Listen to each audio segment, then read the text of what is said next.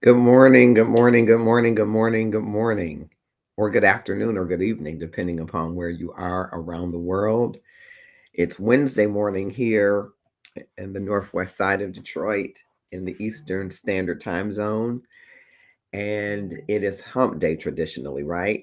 And I want to continue our discussions, our time together each morning as we walk through the gratefulness journey every day. What are you doing in the next 30 days to transform your life? Here is the gratefulness journey every day.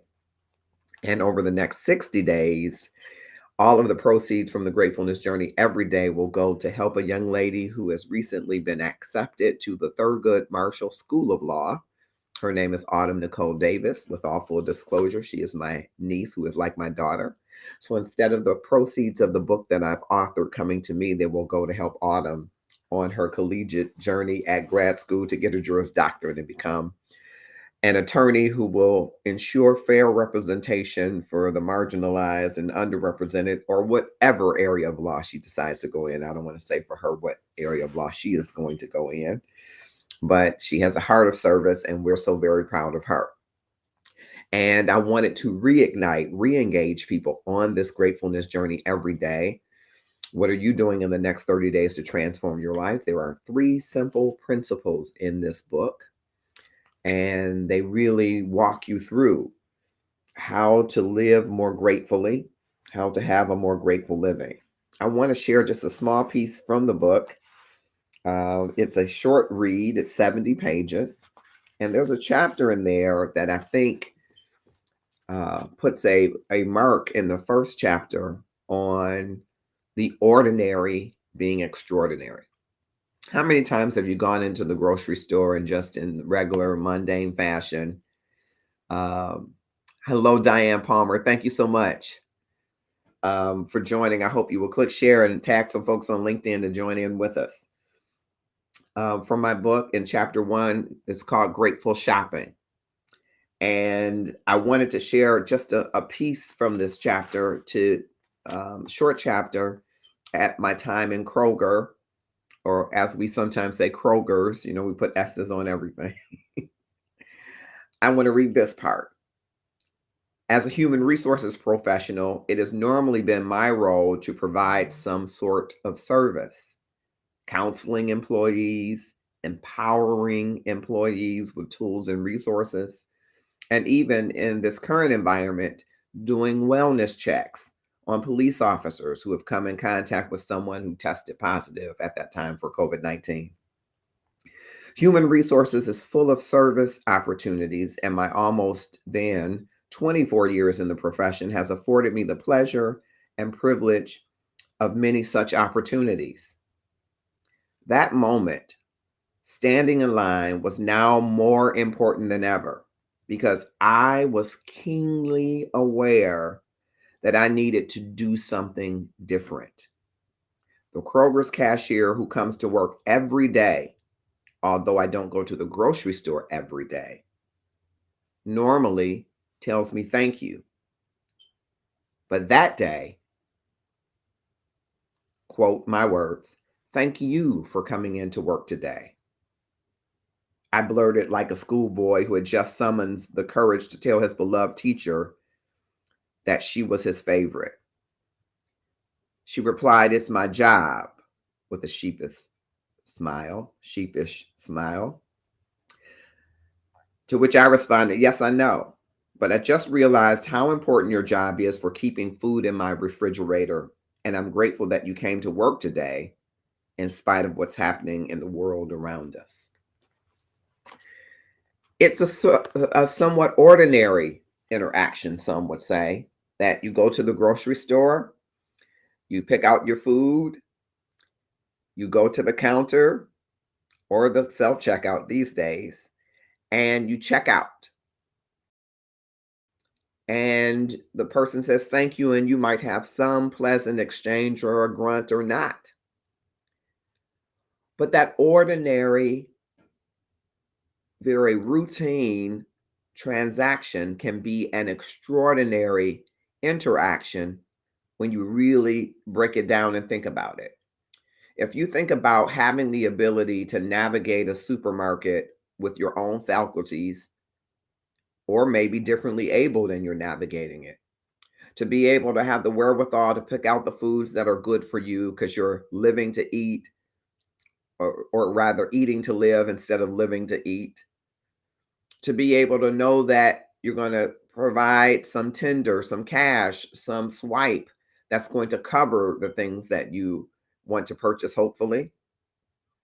To know that you will, all of the things that are in place, someone had to stock that food, right? Someone had to grow some of that food or produce it. Someone had to stock it on the shelves ever so neatly. Someone had to come up with price points that will continue to keep the operations running. And someone would have to greet you with a smile and say thank you. These interactions we can regard as ordinary, or they are extraordinary. They are opportunities for you and I to be awakened to the power of gratefulness, to be grateful for touch, for interaction, for sustenance and bounty, to be able to care for your families and for yourself. And what I hope to invite you to do on this Wednesday, I'm sorry, I done made it to the hump day, is to go throughout the day looking, analyzing the things that you have regarded as ordinary, break them down into their smallest common denominators, if you will, and see what you find in them that are extraordinary. I invite you not only to do this in the grocery store, which my book opens sharing an account that happened to me in the grocery store that reminded me what I should take inventory of in the midst of COVID, nonetheless, no less. But I want you to take a moment in the day, wherever you are, and in whatever relationship that you're in, that you have taken for granted, that has become ordinary, or that is the expected, and find in it, be awakened to what is extraordinary. Maybe you rolled over this morning and looked at your spouse and thought, let me get going.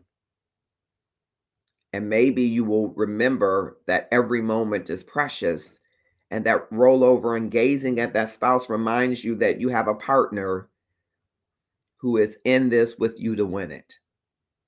That is extraordinary.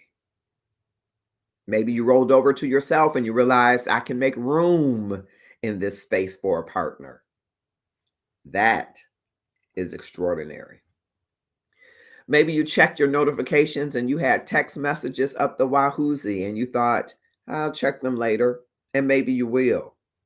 But maybe what you should see that is extraordinary is that somebody was checking for you, that you are not alone. And that is extraordinary. We have so many things that we take for granted as just simply ordinary. Just simply ordinary. But these things are extraordinary.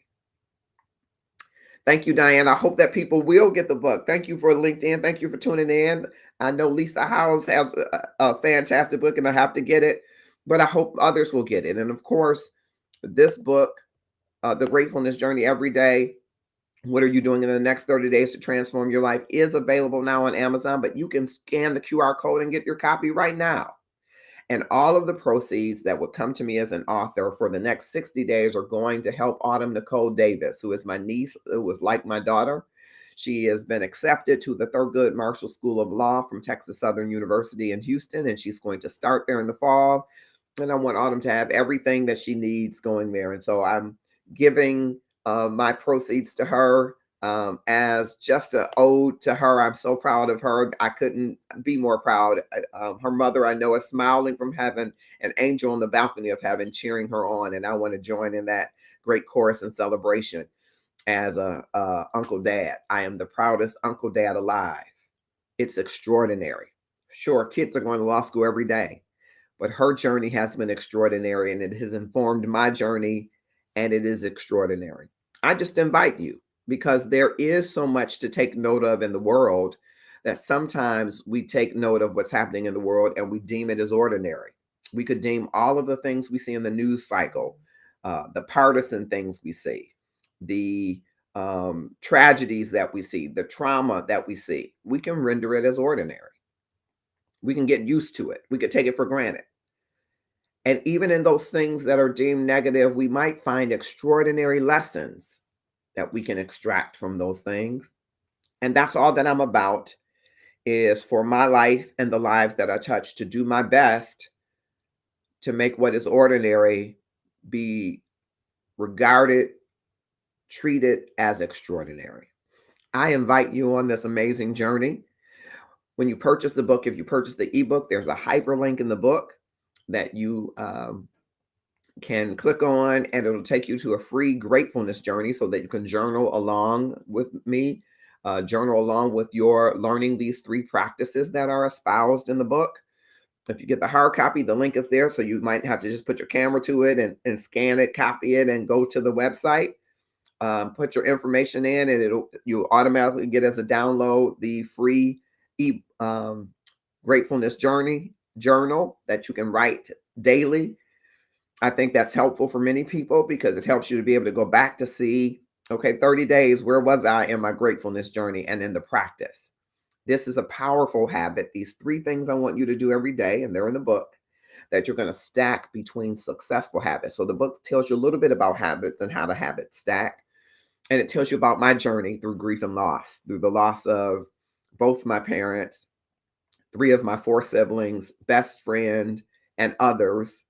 And it walks you through my journey of grief and loss and being awakened to gratefulness.